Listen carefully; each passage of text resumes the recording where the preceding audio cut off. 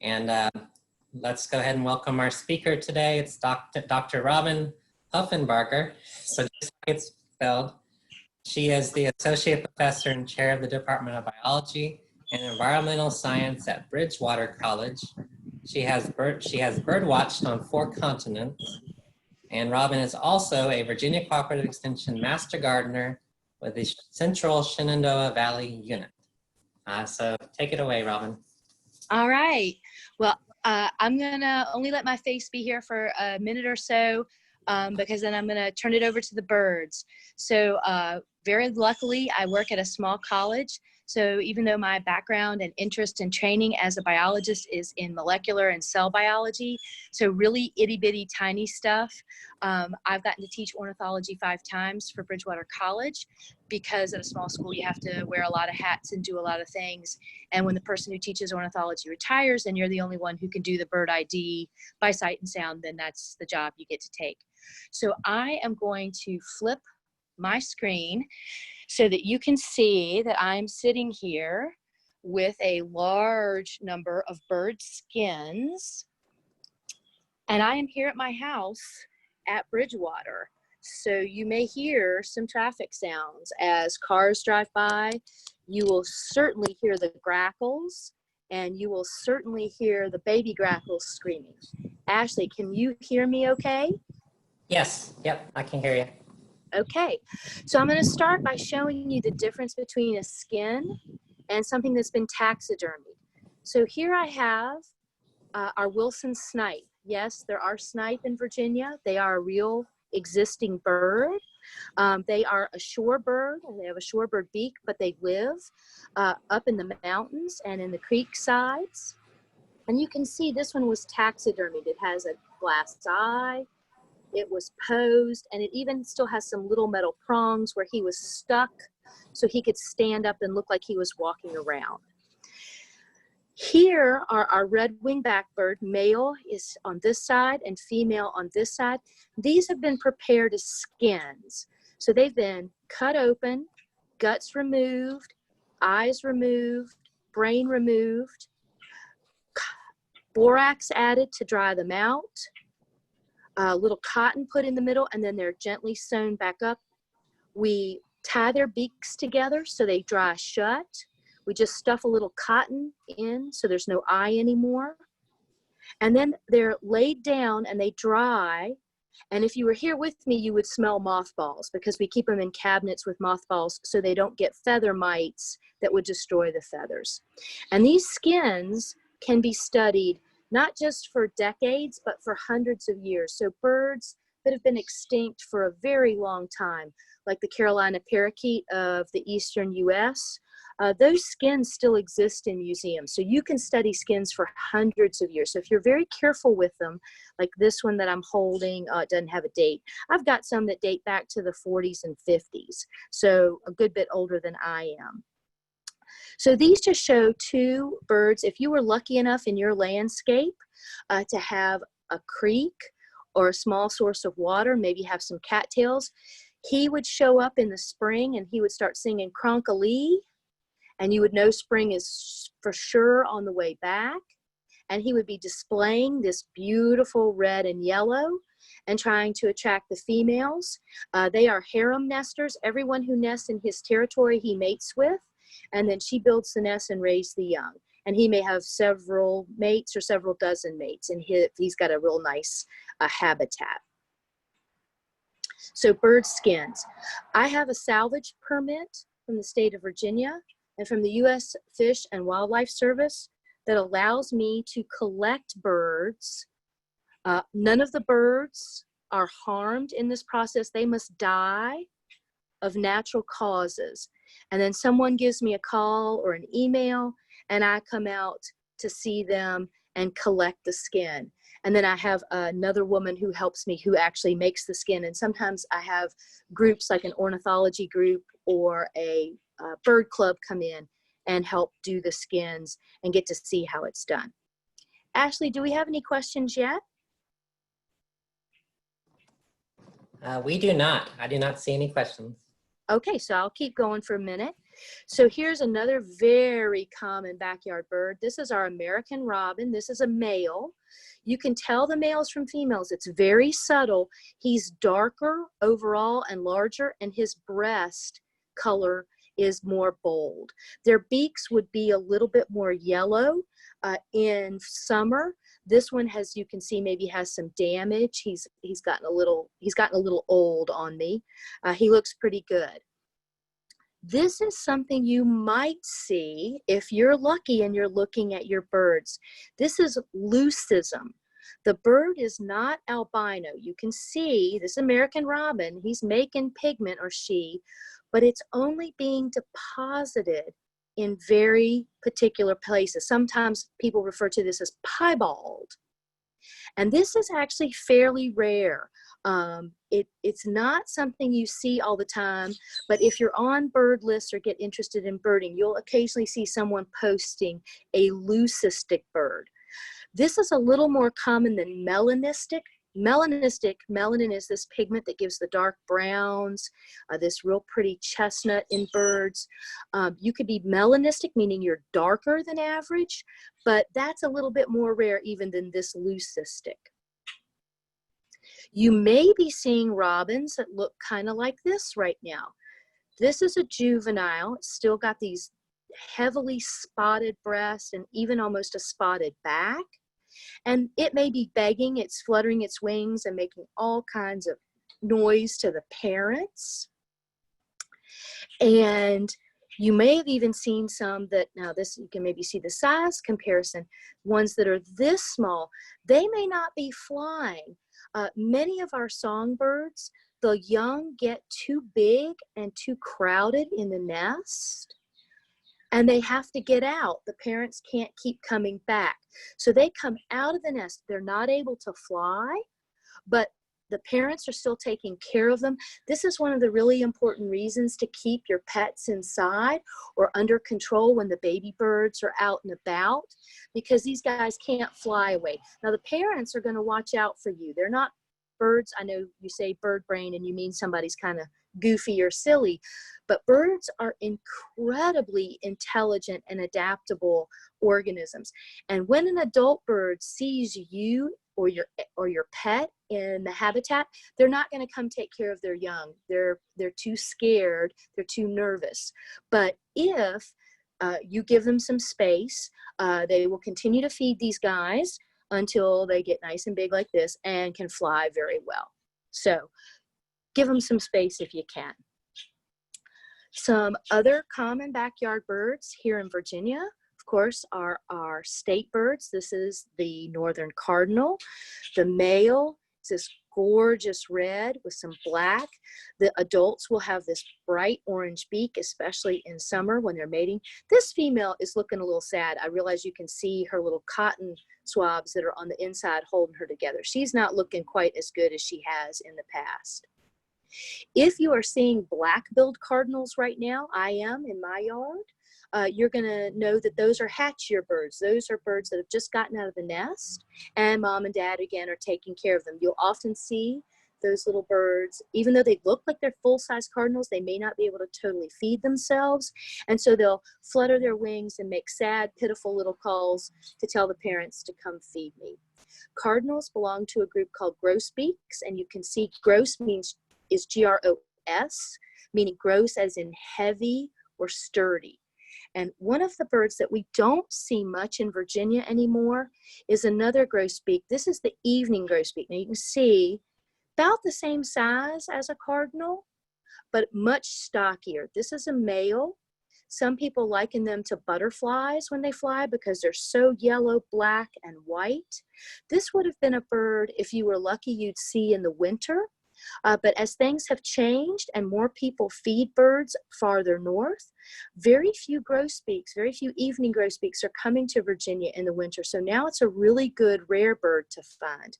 One of the things I really like about Virginia and being a birder is we have some birds we see all year, and we have some birds that we only see certain seasons. So Virginia is part of the flyways, and it is a place where we're going to see some birds, again, all year, and some that are going to come in for the winter, some that are only going to come for the summer.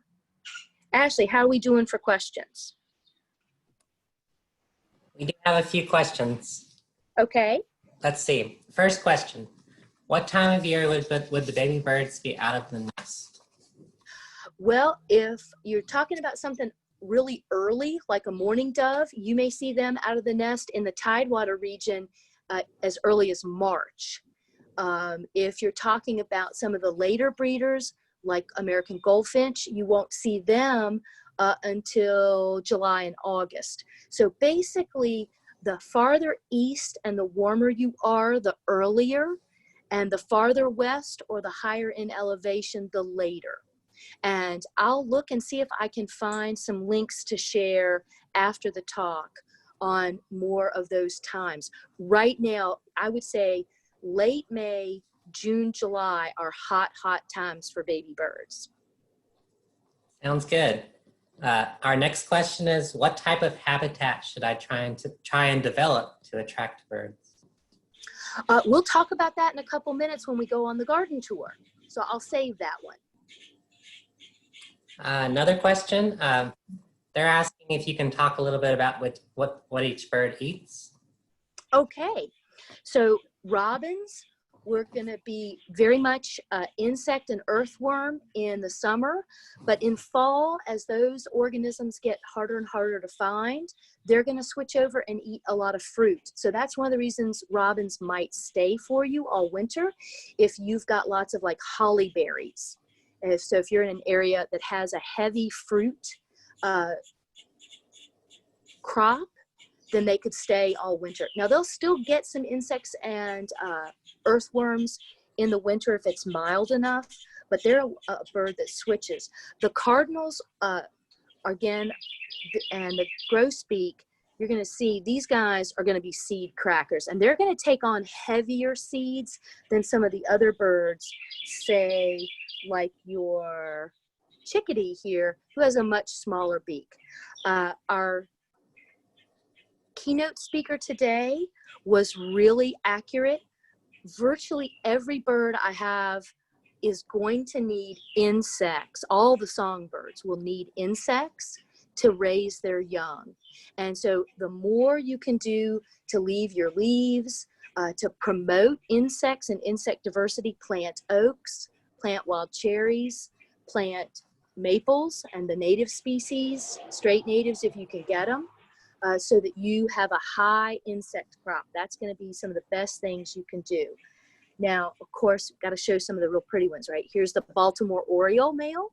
He's only going to be here with his girlfriend in the late spring, summer, and then in fall he's going to take off because he's eating insects and fruit. And he can't make it with what we have in Virginia over the winter. So he's going to, pretty much all the Orioles are going to take off for us. Little sparrows. Sure, go ahead, Ashley. No, you keep going, sorry. So here's some that only come for us in the winter. This is the white-throated sparrow. I have a tan morph and a white morph, so they have a color variation. Either of these birds could be a male or a female. This color variation is not due to sex. So where the cardinals have a very particular look, because one's a male and one's a female, that's a sexual dimorphism. These white-throated sparrows, white morph, tan morph, it's genetic, but it doesn't have anything to do with being a boy or a girl. I really like it because these are our fall visitors. So for me, in mid-October or 1st of November, these guys are going to show back up in my yard, and I know, it's time to, the seasons have changed. They've come back from their breeding grounds in Canada, much farther north, and they're going to join us here in Virginia. Another couple that I really adore seeing in the fall, these are the dark-eyed juncos. Of course, they don't look dark-eyed now because they have cotton eyeballs. This is the female. She's a soft brown. This is the male. He's slate gray. That may not be showing up too well on my phone. Some people call these snowbirds because they come when it snows. They're going to come early November and again stay for the winter. And they're just, again, one of my favorite little things to see when they come. For me, up here in the mountains, this is my main nuthatch. This is the white-breasted nuthatch. He is one of the few birds that you're going to see go head first down a tree. There's an adaptation that the nuthatches have. They bark gleam going up the tree, and then they can turn and head straight down. And there's no other species in North America that I know of that can do that. I have white-breasted nuthatch all year. They do breed here in Rockingham County. Occasionally, I'll show you the size difference right here. In the winter, I'm lucky enough to get the red-breasted nuthatch, much smaller nuthatch. It can do the same trick. It can go head down, bark glean for insects, but they're much smaller.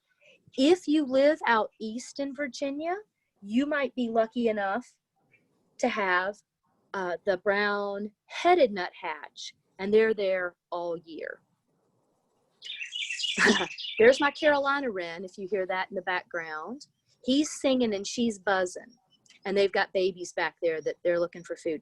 Here's my northern mockingbird. It's hard to see one of his diagnostic features, which is the white in the wing and the white in the tail. This is one of the limitations of a skin. It's kind of tight to get that wing back out to look at variation. Mockingbirds are a mimic. They can sing over 200 different song items, but listen for threes. So if you hear the peewee sound 3 times, and then a Carolina wren 3 times, and then a robin 3 times, and a blue jay 3 times, it's all coming from the same spot, it's probably your mockingbird. And that's one of his diagnostics. He's gonna sing a whole lot to try to attract a girl. Here in Virginia, we're gonna get 2 other mimics for the summer. This is the gray catbird. We're gonna look up under his skirt and see if we can see, oh yeah, maybe you can see, no, maybe not, it's too dark. He's got a red rump patch. He's also a mimic, but maybe not quite as good as the mockingbird. It's hard to tell what he's mimicking. He's called a catbird not because he chases cat, but because he goes, yeah, yeah, yeah, yeah. Sounds kind of like a cat crying. And our other mimic is the brown thrasher. If you were out west, you would get to see lots and lots and lots of thrasher species. They're just incredible. But here in the east, we basically just have the one. The brown thrashers are gorgeous, gorgeous chestnut brown.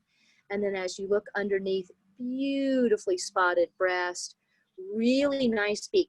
He's one who, if you have leaves down or mulch, it's gonna flip that mulch totally out of the way. You're gonna wonder what in the world is over there, you know, moving things around.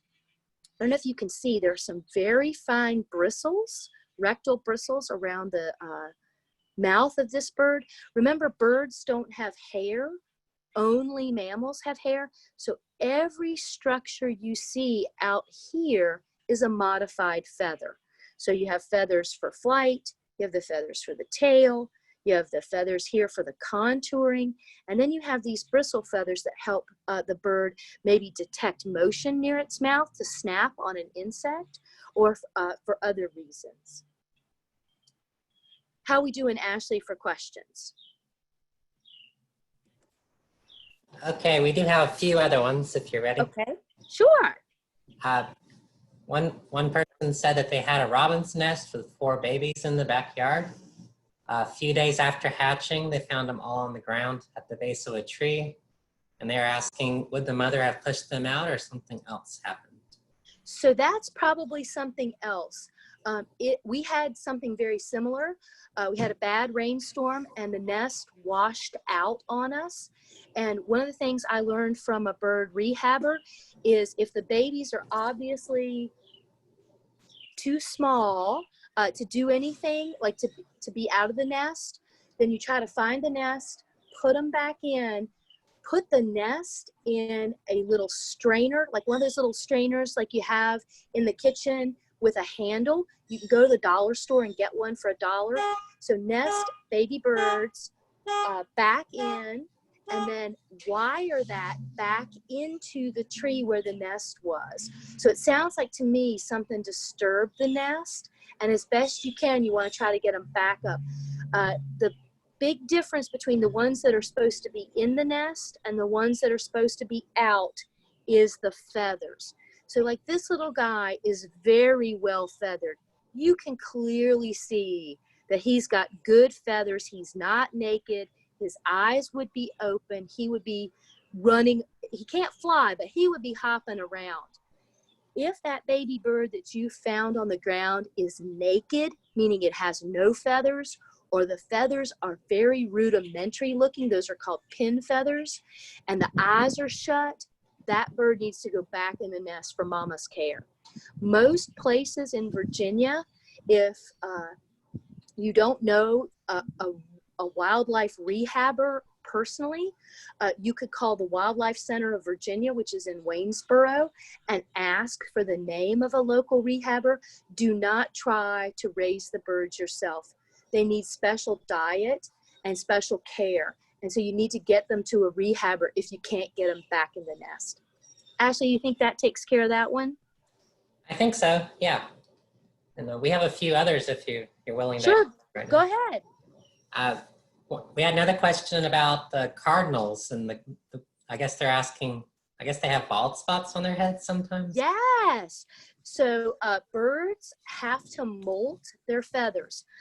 Feathers are like our hair. If you cut, like if I pick up this cardinal, if this cardinal was alive and I picked this feather up right here and I clipped it, it'd be just like cutting your hair. It wouldn't care at all. It would just not have those feathers. But if this bird was alive and I tried to pull that feather out, it is going to pitch a bloody fit because those feathers are attached, not like our hair is just with a follicle, but with muscles, with nerves, and sometimes feathers like the flight feathers in the wing, they're actually physically attached to the bones of the wing. So the bird is not going to be happy about you trying to pull that feather out.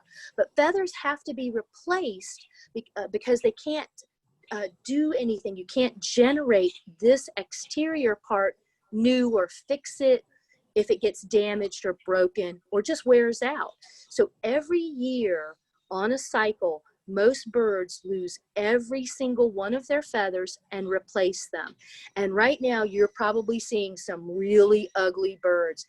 A lot of them in the summer when they don't have much to worry about in terms of regulating for temperature, it's nice and hot and they don't have to worry about getting cold, they will lose all the feathers on their head all at once. Most birds have black skin, so you see these weird black-headed birds, and then the feathers come back. But yes, there are some very ugly birds this time of year. Wow, that's interesting. Another question, should you feed birds bird seed all year round? Why not? When I take you in my backyard, you'll see how gross and disgusting it is if you do. Wow. Yeah. Again, if you're interested, I would read some of the books. Jennifer Ackerman has The Genius of Birds. It's a fabulous book. Birds are not stupid. They are not bird brains. Birds have very large brains for their average size, and they are incredibly adroit at recognizing good habitat. There's water, there's food, and if the water dries up or the food stops, they're moving on. So if you choose to stop feeding, that's fine. If you like having too many birds all year long like me, just keep going. Another one, which birds eat butterfly caterpillars, or I guess caterpillars in general? Pretty much when they're feeding their young, when they're raising their babies, they all virtually eat caterpillars or other insects. They all seeds tend not to have a lot of protein. They tend to be higher in other things like fat. And so most birds are utterly dependent on some high protein diet to raise their babies. And so virtually everything that you know and love in your backyard as a bird needs insects. We had another nest question also. Okay.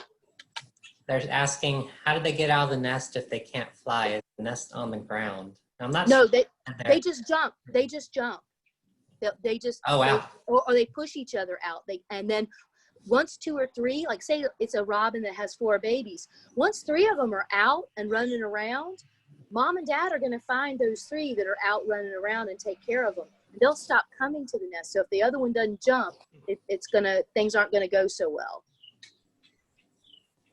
Another one, whom should we contact if we find a dead bird that may be of interest?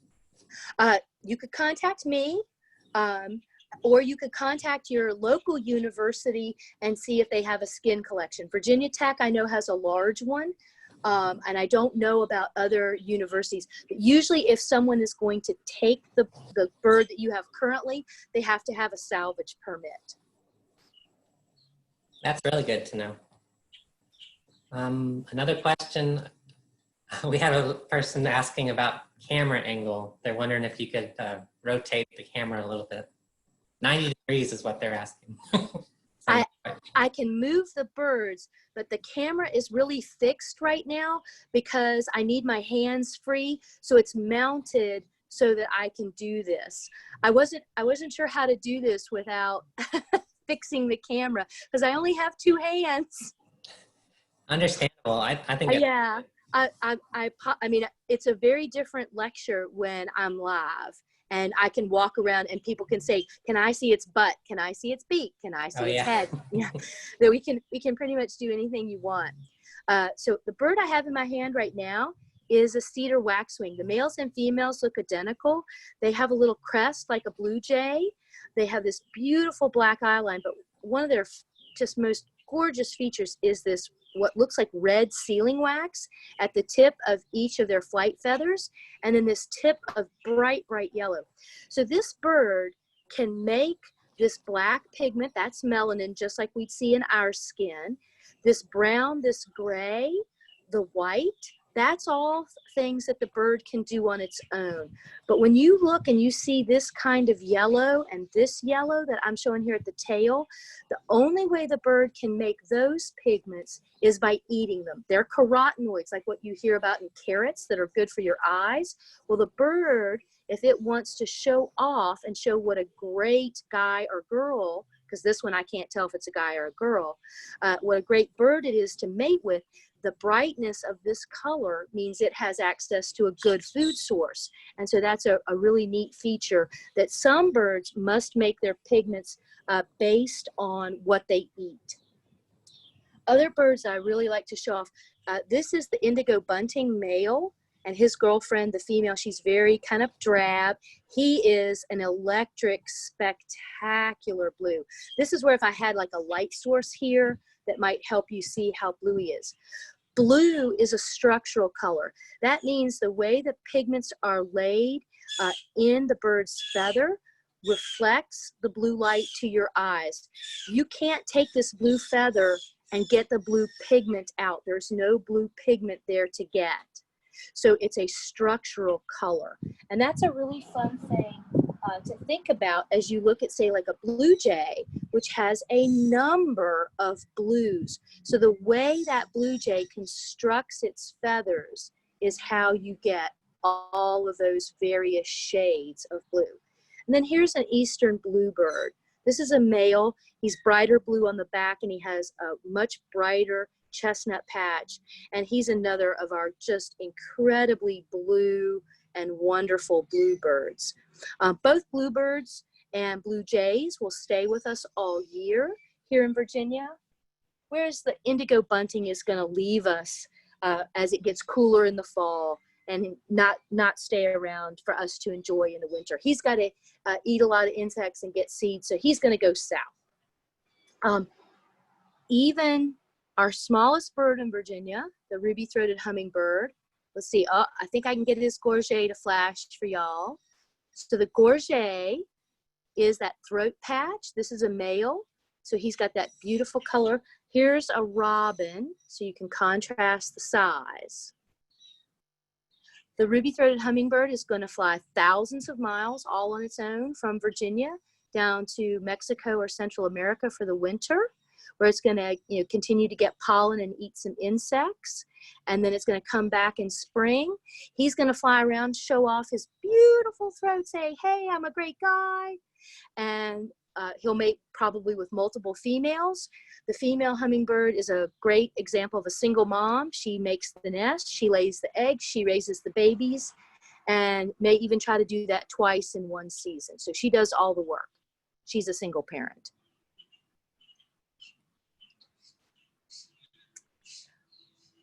Two of my other favorites that are kind of drab. This is the Carolina wren. So you've maybe heard it in the background saying witchity, witchity, witchity, witch. Cheeseburger, cheeseburger, cheeseburger, chee. I don't know if y'all can read the tag. I can read the little tag. It says 1949. That's when this bird was prepped for the collection. So it's a good bit older than I am. So Carolina wrens stay with us all year. I find them in my wood pile looking for spiders. This is his little cousin, the house wren. We get these only in the spring and summer in Virginia, and then they take off.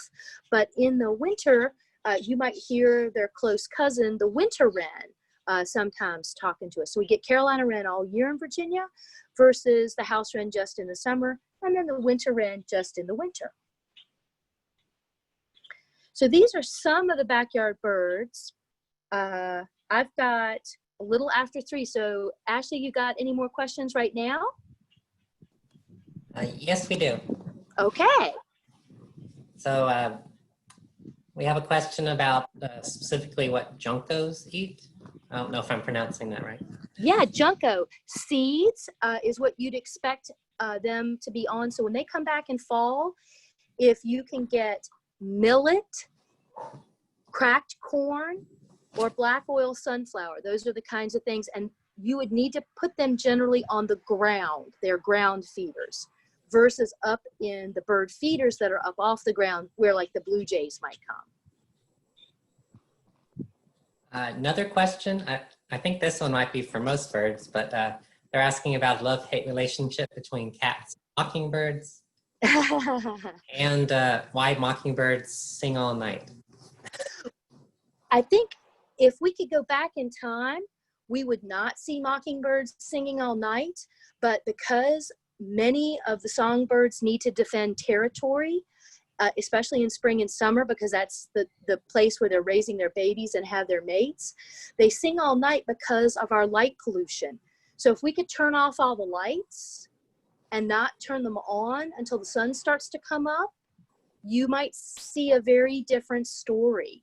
But that's one of the things I notice in my Bridgewater neighborhood. I live right in town where there are street lights.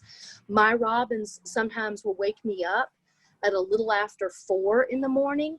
But when we do breeding bird surveys, we don't have to be out until 20 past 5, which is basically at dawn. So some birds are singing, hours earlier than they might have to. I'm putting have to in air quotes because of the light pollution. Would you like to take one more? Sure. There's another question about why does a bird make a nest, lay eggs, and then abandon it? Could be a lot of reasons. It could have sat on them for a while and they didn't hatch. So there could have been some problem with the fertility. It could be that the parents got scared off, or one parent got scared off because of predators, or both parents got eaten because of predators. Those are just a couple of quick thoughts. And we'll save some more questions for a little bit later. You can go Okay. So I definitely want to show the woodpeckers, because I don't think anybody who's spent any time watching their birds doesn't love a woodpecker. They are just absolutely incredible to watch, going up a tree, this incredible chisel-like beak. So this is our largest woodpecker in Virginia. This is the pileated or pileated, both are accepted pronunciations. Some people would say this is the woody woodpecker. This woodpecker has an incredibly red head and a large chisel beak. He is almost as big as a crow. He is very good size. I know this is a male because he has a red mustache. Female pileateds have a red head, but they have a black mustache.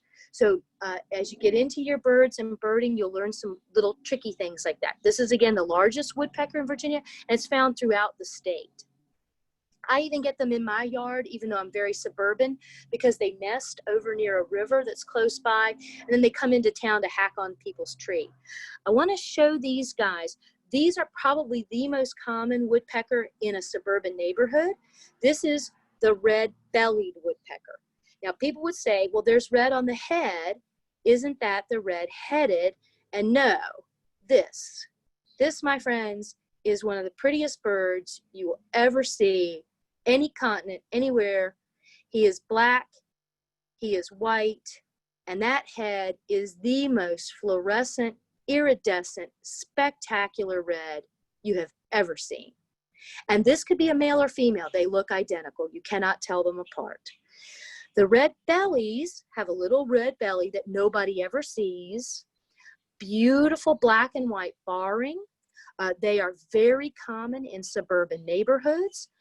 This one is the male because the red goes from here all the way up to the end of his beak. This is the female. See how there's a little red, then it gets interrupted, and then it's a little red again. Red-bellied woodpeckers. All of these, red bellies especially, going to be common. Red-headed, a little harder to find. You need maybe a little less suburban and a little more forest that's uninterrupted. Three others. One of my favorites is the northern flicker. When it flies, white butt shows or white rump. Red here in the east, that's different than out west. Yellow shafts on the feathers. If you find a feather, this yellow looks fake almost. It almost looks like plastic. It's so brilliant. Beautiful spotting. This is a female. The eastern females have the black mustache. Is that right? No, this is a male because it has a mustache. She doesn't have one. Two of the hardest of our woodpeckers to tell apart. Downy are smaller, hairy, larger. Here's the big trick. If you can see the underside of the tail, the downy in the east has this barring. Eastern hairies are all white, no bars. You'd think this size difference, I mean, the downy is diminutive and the hairy is large. But when you've only got one of them and they're not side by side in your hand, it can be very tricky to tell these guys apart. So you have to spend some time. The downy also has a very petite beak. People call the hairy's beak a chisel. It's very large compared to its head, and it's very robust. But the big trick is this under the tail. In the notes I gave you for the lecture, I gave links to Cornell Lab of Ornithology, and the tricky bird IDs and hairy and downy are in there because they are tricky. We have one woodpecker that comes to see us only in the winter, and this is the yellow-bellied sapsucker. And if you have those little tiny drilled holes in your tree, it is the sapsucker who does that. They make sap wells. They come back to drink the sap or eat insects that get trapped in there. Your chickadees and your titmice will learn where the sapsuckers are, and you'll see them frequenting those holes.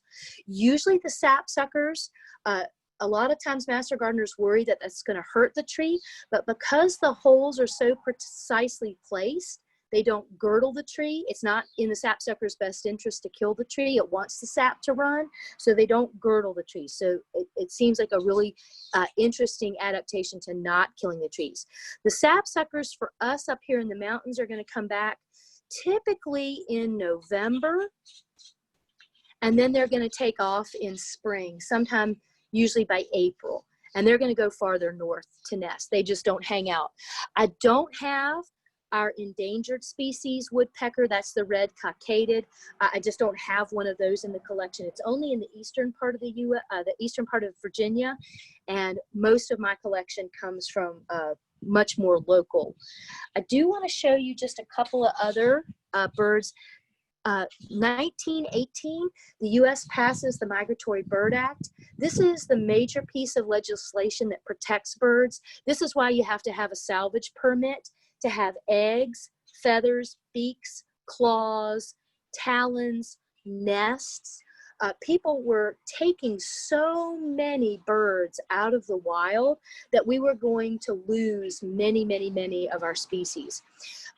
Two of the species that you do not have to have a salvage permit to control are, this is European starling, this is in spring, and this is after molting in fall.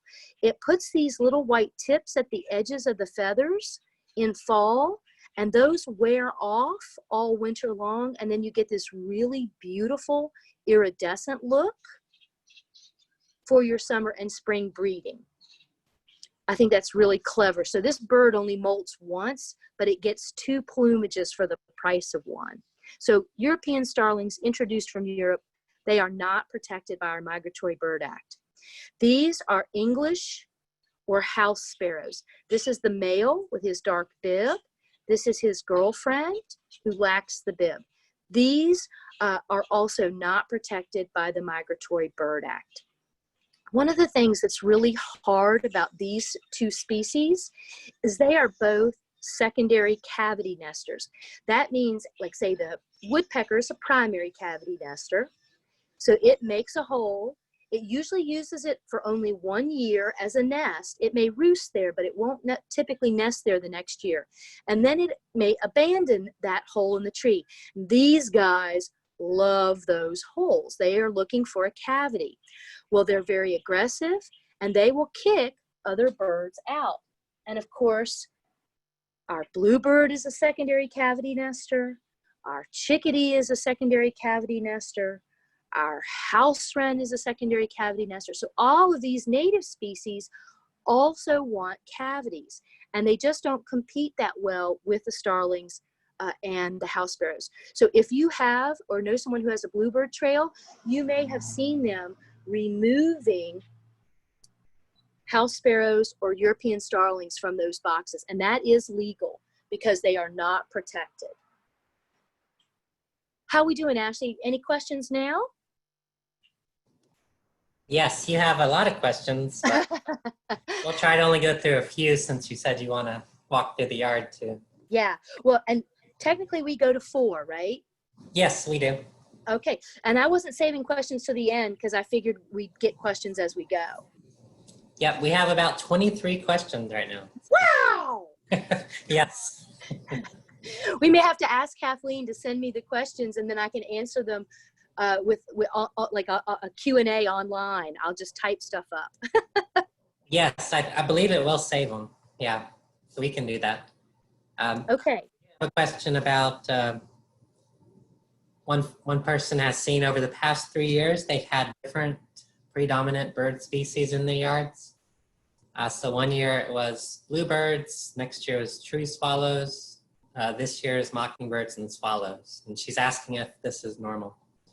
Yeah, it can be. You know, tree swallows come back earlier and earlier because of changes in climate. And tree swallows also are secondary cavity nesters, and they do compete with bluebirds on a bluebird box trail, but you're not allowed to mess with them. And tree swallows are awesome because they're aerial insectivores. That means they eat insects on the wing. So they're basically like vacuuming up all the insects that you probably don't want in the air around you. So you'd love to have them. But yeah, I think it's very typical. Like when, I don't know if we'll be able to see them because once I start walking, but y'all have probably heard nothing but squawking grackles. We've had the best grackle year in my yard that we've ever had. We've got more babies than you can shake a stick at. Another question is asking about brown thrashers. They said they saw them in the springtime, but they've gone now, and they're wondering where they went. So they're probably nesting in a more heavily forested area. In my yard, which is again very suburban, I see the exact same thing. I get to see them, they're eating, they look great, they're burbling and talking, and then they go. And I think basically my neighborhood just isn't the neighborhood they're looking for a nest. Another question about aggressive crows. They said that crows are attacking other birds and even larger birds. Oh yeah, yeah. Um, the corvids, which include the raven, the crows, and the blue jays, highly intelligent. They live in family groups. They work together. And crows are well known by other birds to be predators. So like if a crow would come in my backyard right now, I've got 2 baby grackles sitting here and a parent feeding them. The parents would get after them really big time because they know the crows will eat their babies. So yeah, that the circle of life. Everybody's got to eat something. Another one, what birds have been eating cicadas? I don't know who loves cicadas.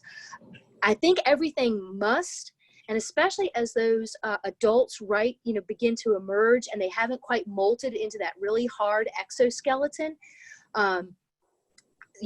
Anything like a pileated or a flicker that especially likes to get down on the ground and drill around. Cicadas are actually in the ground, sucking on tree roots, for that 13 or 17 years, or we have annual cicadas in Virginia. So you don't have to wait for a big hatch out. You'll get annual cicadas every year, but it's going to have to be a pretty good sized bird that can do some good digging if it's going to take on a cicada. Yeah, they're big. Yeah. Oh, that's amazing. One question they're saying, how do birds remember where the nest is? So we don't have these birds in the East, but the Clark's nutcracker hides about 90,000 seeds for its winter, so it can actually survive out west and up at elevation, and it finds virtually all of them. So again, please don't call someone a bird brain if you want to insult them. You're saying, wow, you're incredibly smart, you're incredibly adaptive, you have a great memory, and you can fly, right? You can handle so much sensory information that you can fly. Oh, wow. So yeah, so birds have incredibly good memories. Now, not all of them. Some of them probably not so much, but there are a number of examples of birds with fantastic memories. And of course, if the biological drive is to make babies, remembering where your babies are is pretty important. Another one, what's a good plant to put in a shade garden if they don't think there's a lot of insects already there? Ooh, that's a good question. I'm thinking something native, like Solomon seal, some of the native ferns, mountain laurel, or native rhododendrons are deciduous azaleas. Things, again, you might want to go to like the Xerxes or some of the other insect websites that tell you the plants that produce the most insects. I know the trees by heart because I've read Doug Ptolemy's books so many times, and our number one are the oaks, and then you get to like wild cherry and maples, but I don't know the more shrubby things, the smaller things that are the best insect producers. Okay, would you like to answer another one, or do you want to? Let me do a couple more birds before we go on the garden tour. I just want to show another aerial insectivore. This is a male purple martin. They're going to show back up in spring. Pretty much all of them in the East nest in colonies that we provide for them. So if you've seen the purple martin house or the gourd houses that house a colony, he's just a glorious bird, and he's going to eat insects and raise his young and then head back. If you're lucky enough to be in Richmond, literally tens to 20,000 purple martins aggregate and then migrate together out of Richmond. It's a staging point, and if you ever get a chance to go downtown Richmond and see their staging in fall, it's just spectacular. One of the larger birds that comes to see us in the spring is a eastern towhee. This is the male. The female is much more brown where he's black. And I really like them because, they say towhee, they say drink your tea. And again, I see these, they come through my neighborhood on migration, but they don't stay. My yard is just not quite treed, forested enough. I'm just too urban for the birds to be happy. So I'm now hopefully not going to make anybody car sick, because I'm going to pick my phone up, and I have more skins. I haven't talked about, like, here's our common raven versus crow versus grackle. That's the size difference. It's huge. And I've got a lot of raptors I haven't talked about. They're a little harder to see maybe in your urban or suburban neighborhood. But, you know, I have great horned owls that call. We get the screech owl calling. I love him. He's such a little teeny owl. He's so cute. But I do want to walk back here in our backyard. My husband and I have a third of an acre. The next door neighbor, that's their thing right there. The other neighbor has a shed. It's a 0 lot line. So, you know, we're hemmed in. But what I would say you want to do if you haven't already is height. And you want to make cover for the birds. You can add some evergreens right here. I have a white pine. And it's providing a lot of shade in here. And here's one of our bird feeders. This is black oil. It's pretty messy, but we just kind of sweep it up. So you get these tall, tall trees that the birds are going to see as they're flying, and that's going to bring them in. And then hopefully they start to come ding, ding, ding, ding, ding, ding, ding, ding down the tree and say, oh, look, here's a bird feeder, here's suet. But the next biggest thing that you can do for your birds after the trees and the plants that you put in is water. It's only, it can't even be a quarter mile to the, so there's endless free. But remember, my chickadee's this big, and for him to fly that quarter mile is fraught with danger because there's all sorts of predators that could get him. So having this water, this is a plastic piece that cost a couple of dollars, and I have literally had it out for more than a decade.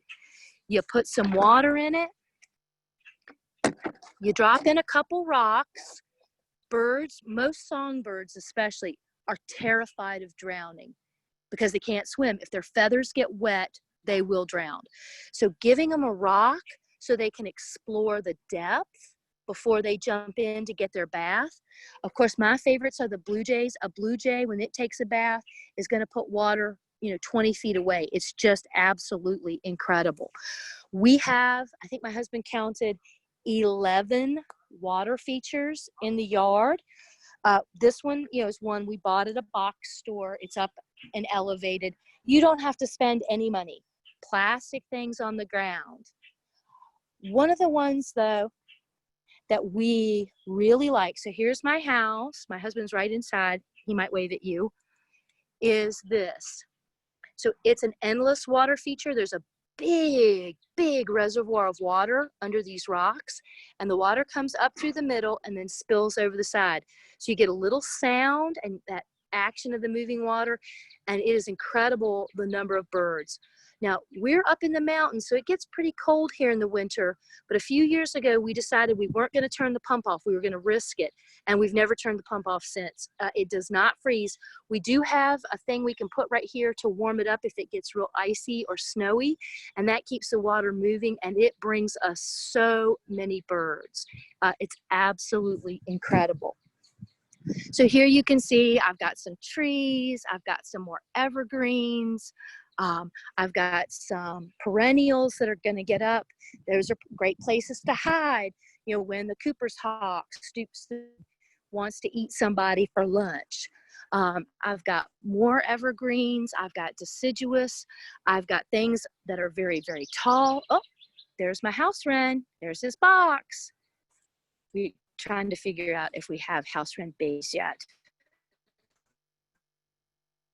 House wren chickadees, those are the best in our yard. Grackles, blue jays, cardinals sometimes, cedar waxwings once, more gardens. This is stuff for us, not for the birds. Here's a cherry tree. We don't net the cherries, so we never see a one, but we've decided we're willing to deal with that. Blueberries, we will net. We will not let the birds have them. Trying to think. I come around, oh, many squirrels. I don't fight the squirrels. I just hate them. Another little bird bath. So a little place where a bird can get some water. And, you know, I have some pretty water features, nice little sundial one, but here's another of my uber cheap with a big rock so the poor little birds don't drown. So again, thinking about cover, evergreens, vary the heights. So you've got some things that are tall, some things that are short. So the birds can, you know, see these big, nice tall trees, fly in and then start exploring. Once you've got your cover and your water, then is a good time to start thinking about food. Now, my yard is full, you know, it emphasizes a lot of food, but that we're kind of crazy that way. Black oil sunflower is your best generic food. Virtually everything will eat it and everything likes it. If it's in a shell, it will make a bit of a mess. This is several inches thick before it starts to get rotten down. So it is a little bit messy, I get it. You could get it without the shell, but it costs a lot more. Another very cheap food that a lot of birds like is cracked corn. I'm in a very agricultural area, so I can get 100 pounds of cracked corn for $14. But we only feed that in the winter because once it gets hot, the birds that like it, the sparrows, aren't here, and it tends to get rancid on us. So we don't use cracked corn in the summer. We just kind of change what we do. We do have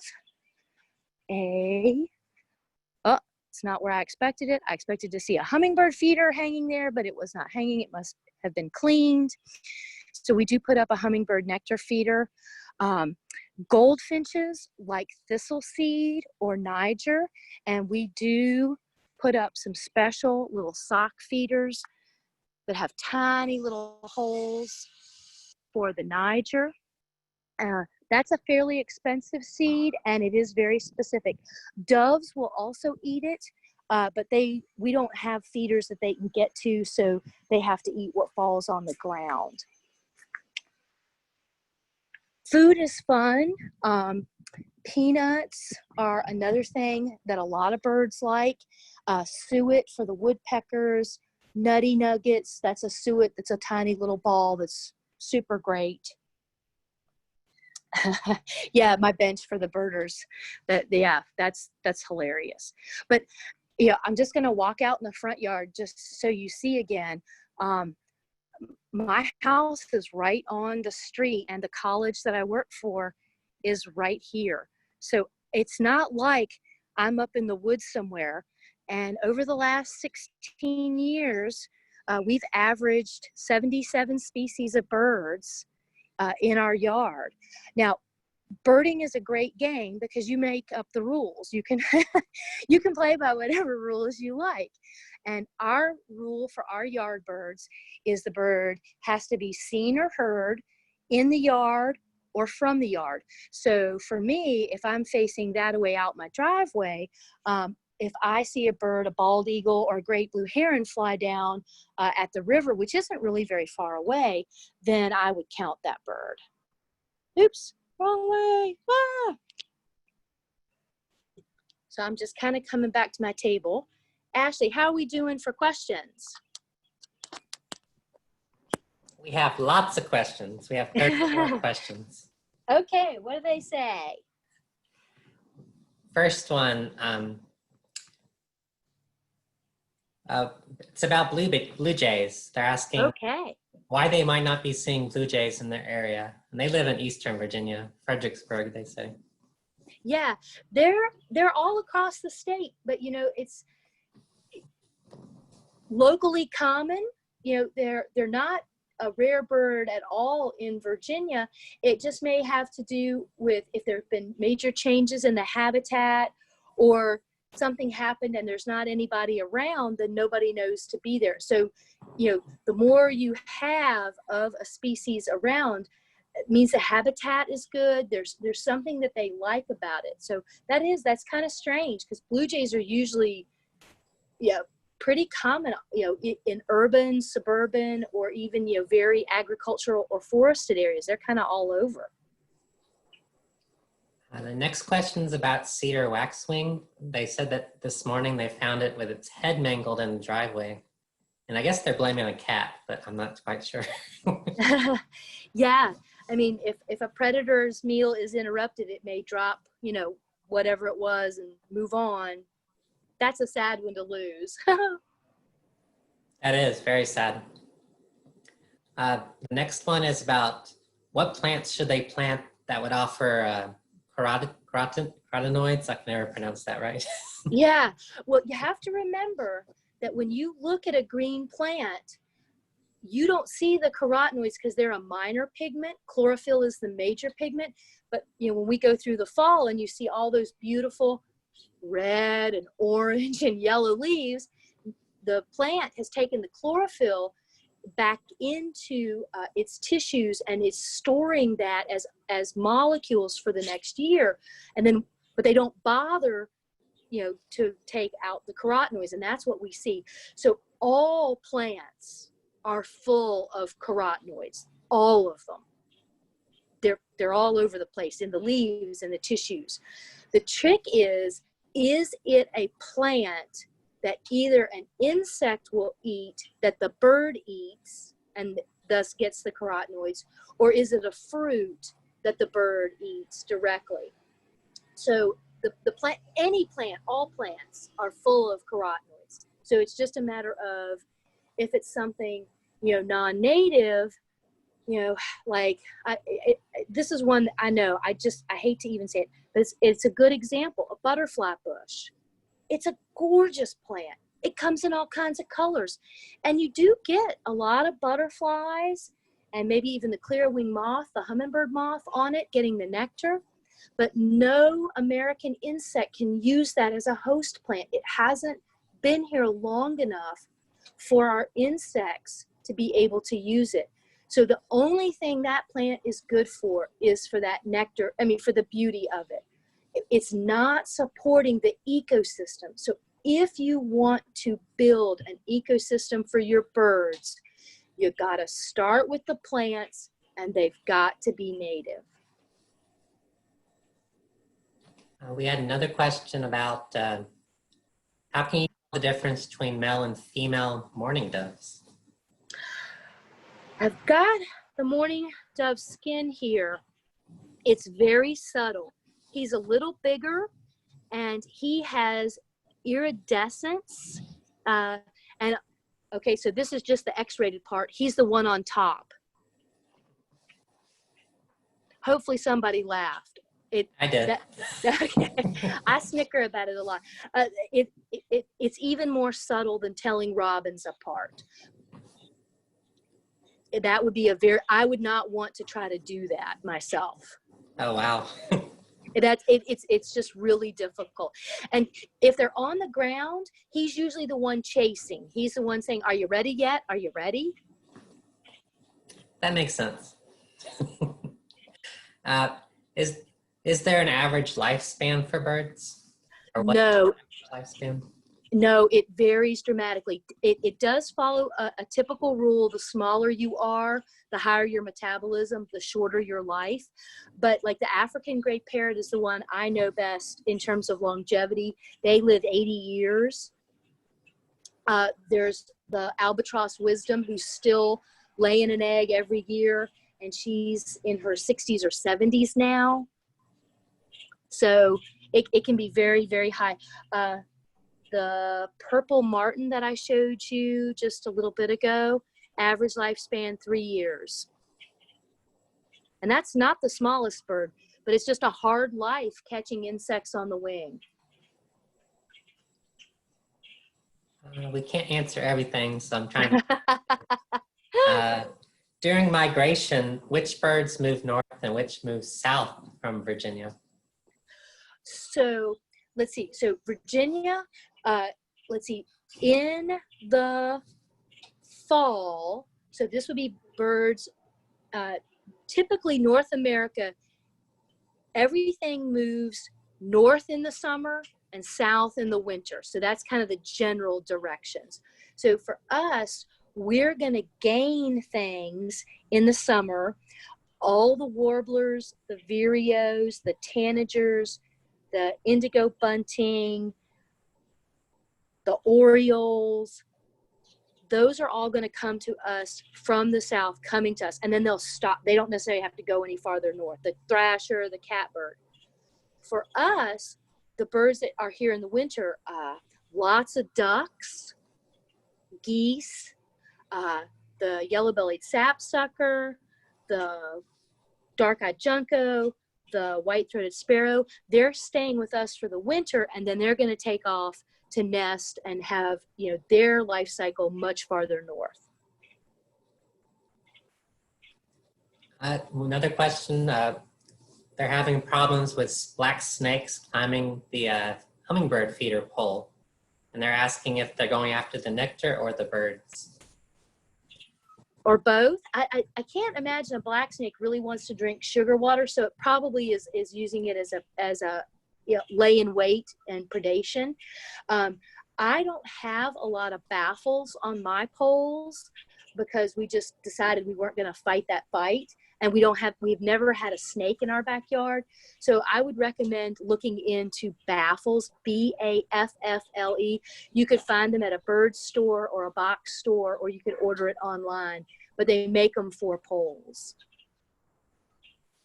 There's a question about birdhouse placement, timing of cleaning, and keeping predators out of birdhouses. Are interested in a particular type of bird, you Google it and do what they say. Find a site like Audubon or Cornell. There's a Bluebird Society of America. I've got a couple birds that I'm just laying here because I think they're fun. I only occasionally see a kestrel fly through. They're not a bird that I see normally in my yard, but kestrels and screech owls that I've got here are both secondary cavity nesters. They need somebody else's hole to make their living in. So here in Rockingham County, we have a number of people who put up kestrel boxes. And in one of my local parks here in Bridgewater, we have screech owl boxes, and we get to see screech owls every so often in their little box, which is so super cool. In Virginia, we have both color morphs. This is the red morph. It's kind of like a red fox, and this is the gray morph. We think that morph is based on camouflage, but we don't really know, and we don't know a whole lot about the genetics of it, but we do have both color forms in Virginia.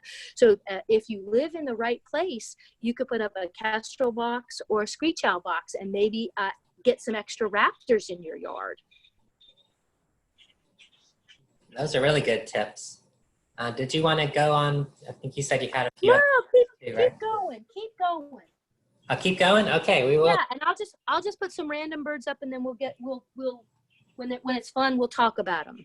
Okay, so we have a bluebird question. They said they bluebirds have produced one brood in their bluebird house, and it's been about 2 weeks, and they came back before they could clean the nest, and they're wondering how many broods they could expect. I believe usually 2 to 4. 2's pretty normal. 4 would be, I think, exceptional. Are there any DIY measures or commercial products to prevent bird collisions in windows or window collisions? Yes, there are. I mean, you could start, you know, especially if you're building or you're in a remodel, you can look with your window manufacturer, and they do have coatings that they can put on. This is some really interesting information that we're starting to learn. Birds have 4 cone receptors in their retina, and that means they see colors we don't know exist, including they see into the UV range. And so some of these coatings they can put on the windows are in the UV spectrum that we can't even see. So we don't even notice it. It doesn't affect the quality of the window at all, but the birds can see it. We have a very large picture window that I think people might have seen in my backyard, and we have had a lot of trouble with bird strikes. So one of the things we read about was a DIY where you basically take a silver Sharpie marker and you draw lines on the window. And I'll just kind of show my siding is an example. So these would be horizontal lines.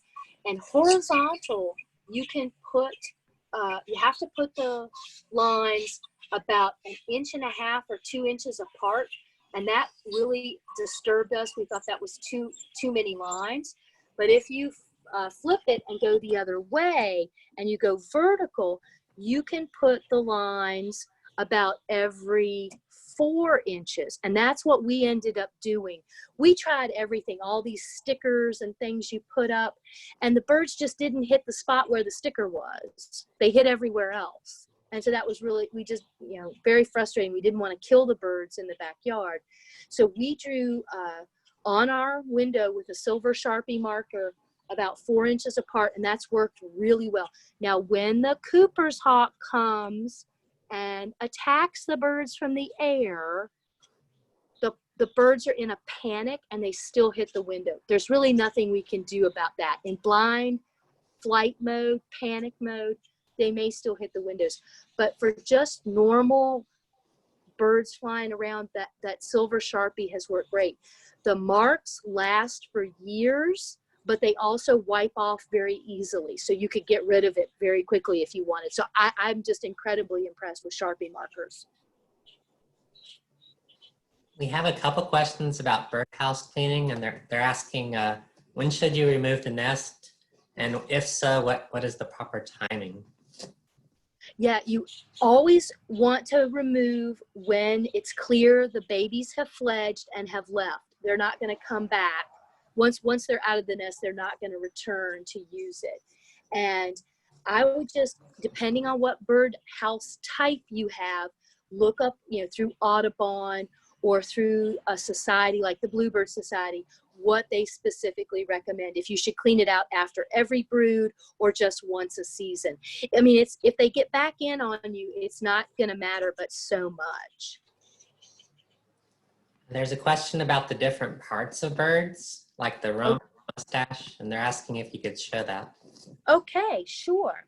So let's get the flicker back, because that's a really good example. So the rump,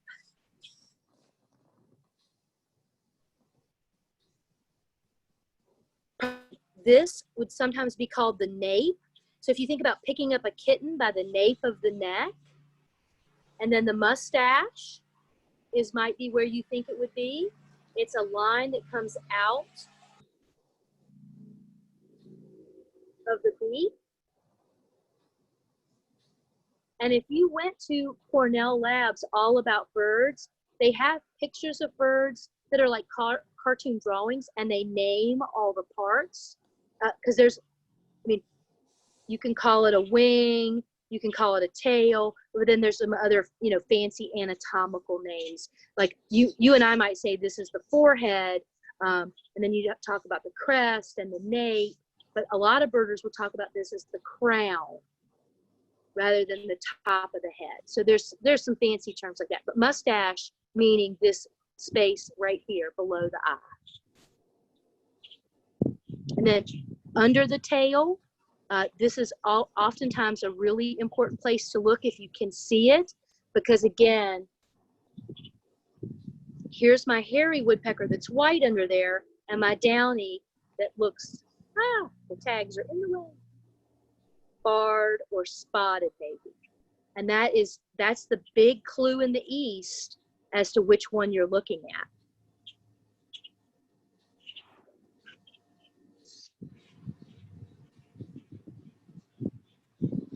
Okay, there was another question about albinism in starlings. They're asking how common that is. It's generally really uncommon in birds that they have actually true pink eyes. They're completely unpigmented is actually pretty rare. But leucism, where they have this piebald look like this robin, gosh, is it 1 in like a million birds? It's up in that range. It's pretty rare, but when you think about there are millions and millions of birds in Virginia, then it's just a numbers game. This spring we had a leucistic mourning dove in our backyard, and so that's one of the first leucistic birds I've seen in my own yard alive.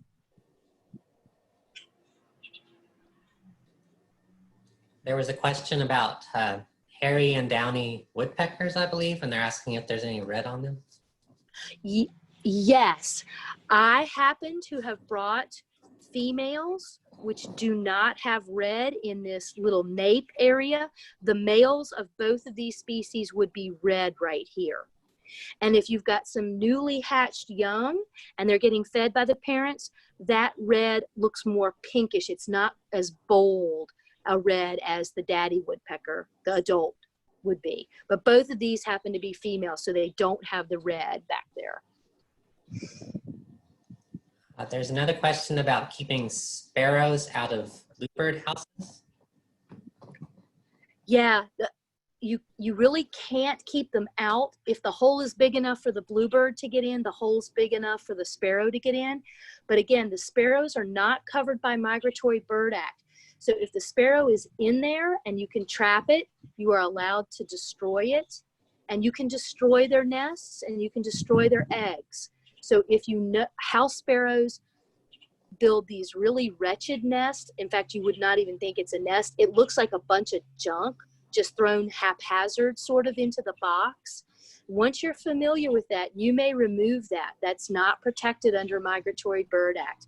So that's one of the hard things that if you're going to be a really, serious bluebird parent, you have to be ready to take the nests and be pretty aggressive back at both house sparrows and starlings, because they are really tough competitors for the bluebirds. There's a red-headed woodpecker question. They say Okay. the woodpecker is drilling holes in their chimney. They said the chimney is not functional, but an architectural feature. They only do it in the springtime, they say. And then the wood and the holes don't go all the way through. So they're wondering if it's a mating ritual. That's interesting to hear about a red-headed doing that. The ones I have seen most doing it is the flicker. So the flickers and all woodpeckers drum territorially, and basically the pair gets on something and they hammer a message, that staccato basically says, go away, this is claimed, this is ours. And flickers are infamous for doing this on metal. So like on a metal roof or metal flashing or a metal piece on a chimney, and really making a racket. But yeah, I can imagine any woodpecker, if they found the right spot, would do that and drive you crazy. Next, you have a hummingbird question. They've noticed in their yard that the hummingbird population has decreased in the last 2 years and was always plentiful before. They're cleaning out the feeders, putting out more when it's needed. Not sure why. Yeah, I'd have to go look specifically. This winter, Science Magazine published possibly some of the worst news we've ever had in the birding community, that we are 3 billion birds short. So looking at data that's been collected since the 60s and 70s, a tremendous number of our bird species are in steep decline. And I'm sure everybody in Virginia knows bobwhites. Many of us grew up hearing the bobwhite calling in the summertime, and that's just a sound that's gone. The aerial insectivores, the nighthawks, the whippoorwills, the chuckwill's widow, the purple martins are all down. I don't remember seeing hummingbirds in as deep a decline, but I remember last year and this year we had some cool, wet weather at really tough times.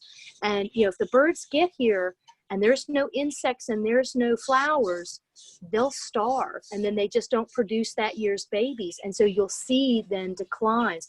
And I feel like I've seen the same. Normally we should have a female, at least one female ruby throat visiting our feeder every single day because she's got a nest somewhere by. And we just haven't had hardly any activity this year.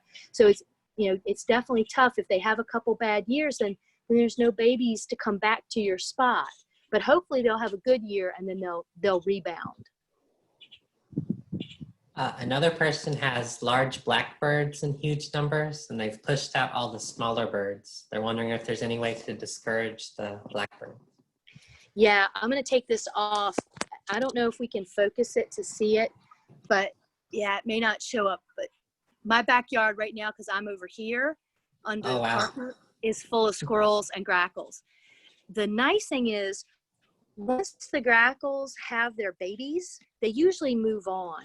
But I know this year it seems like they're taking a little longer. Maybe they're finding my yard a little too attractive. For me, I'm like, that's fine. I mean, I'd rather have maybe some other birds, but grackles are birds too. And so I just try to deal. We have noticed if we stop feeding for a week or two, they'll go away. But then we lose everybody. There's two questions about squirrels and bird feeders. How do you keep them away? Forget it. Just deal. I have squirrel-proof feeders that the squirrels have figured out. They're persistent, and there's so many of them. I feel like, oh, forget it. Just give them some food and don't worry. I mean, I just have gotten tired of fighting. When they beat your squirrel-proof feeder, you know you're in trouble. Yeah, I would think so.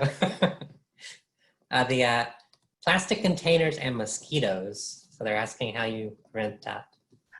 We don't have any trouble because we change the water frequently, and the mosquito larvae would take too long between laying the eggs and developing. So as long as we change the water, and I'm up in the mountains, but it's still hot and humid up here. So we try to keep the water fresh probably three times a week, and that's never been a problem.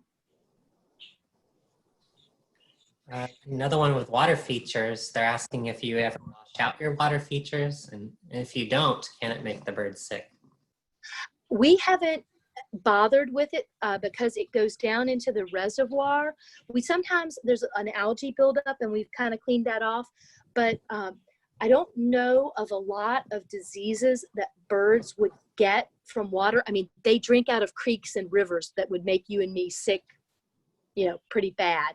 So I know most birds have a higher acid content. They have a very different digestion.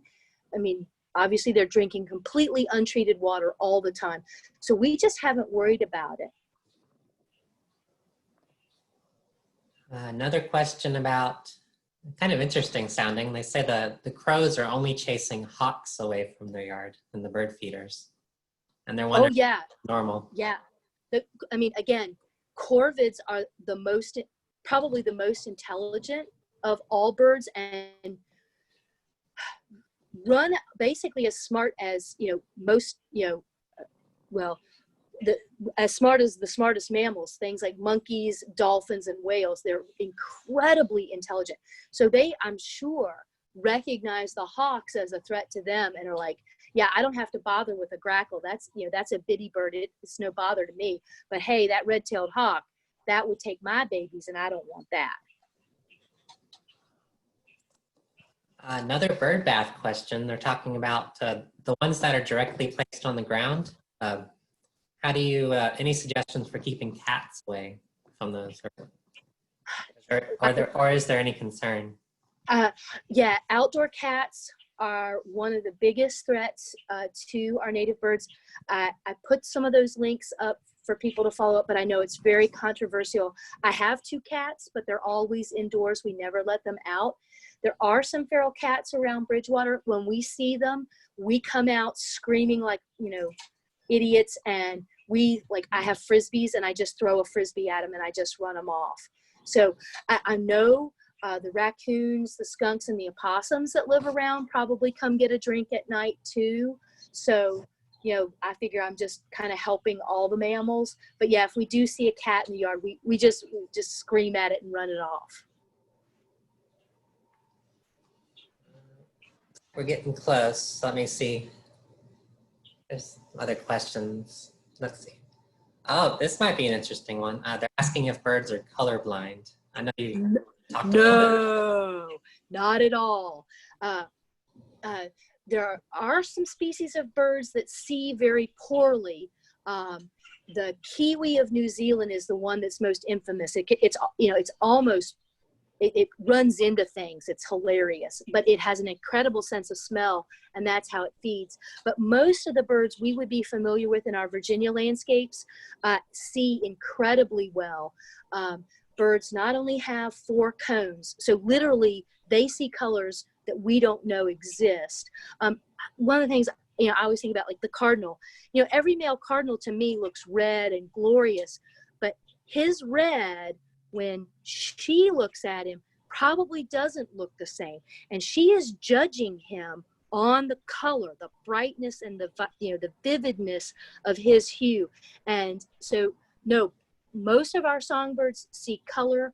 They see very well. Something like this red-tailed hawk actually has 2 fovea, 2 places it can focus its vision on its retina. One is for long distance and one is for close. Bird vision tends to be some of the best. It's just absolutely incredible in terms of how well they see and how much they see. I'm hoping one day for that virtual reality thing where they're going to show us what birds can see. There's another one about what do you feed your hummingbirds? What do you use? We just, there's recipes online for sugar plus water, and we mix it up fresh and put it in the feeder. We do not add any red food coloring or red dye because our feeders have red on them to attract them. And then I've planted some red flowers that are tubular shaped to try to get them here. And you just look it up online and follow the directions. It looks like our last question of the day. It says, I grew up in Ohio. We had bobwhites all summer. This spring in Danville, Virginia, they heard of bobwhite. Is that rare? Yes, bobwhites have gotten quite rare in Virginia. One of the things that has happened is across the U.S., we've changed our farming strategy. So in the early years of the country, you would have fence rows or hedgerows where you would show the end of a field and it would be kind of messy and grown up with some trees and some shrubbery. And that's where the bobwhites would hide. And they are the bottom of the food chain. Everybody eats them and everybody eats their babies. And so when that habitat changed and, now we mow, there's no fences anymore. The farmer, basically uses GPS to track where his field is. There's, none of that shrubbery and none of that tree line at the edge. And so there's none of that edge habitat for the bobwhites. So yeah, they've really decreased a lot. And this will be the last one officially. Okay. One viewer said they noticed a bench for lovebirds, but you didn't say anything about it. Oh, when we put a bench out under our dogwood tree, and it's this really kind of bright fluorescent reddy pink, and it's got birds in the meadow. And yeah, everybody loves that we're birders and we have a bird bench in our backyard. That's exciting. That's fun. We did have a good number left, and it'll save it, and Kathleen should be able to send them to you. Okay, and I'll see if we have the capacity to do some other answers, that questions that didn't get asked. Of course, I'm a VMGA member. I'm a Central Shenandoah Valley Master Gardener, and I'm also a professor at Bridgewater College. So if you're interested more in birds, there are only 2 Puffenbargers that work at Bridgewater. So if you send a bird question to the wrong person, they'll send it to me. Okay, that's good to know. I'm not hard to find. I'm really not. And I guess other than that, thank y'all all for attending today. We had a very good audience. We had almost 300 people on at one time. So wow, I'm so excited. That's great. Thank you very much. And the recording should be on Canvas, just where you found the link today. And yeah, just let us know if you have any other questions. Thank you. All right.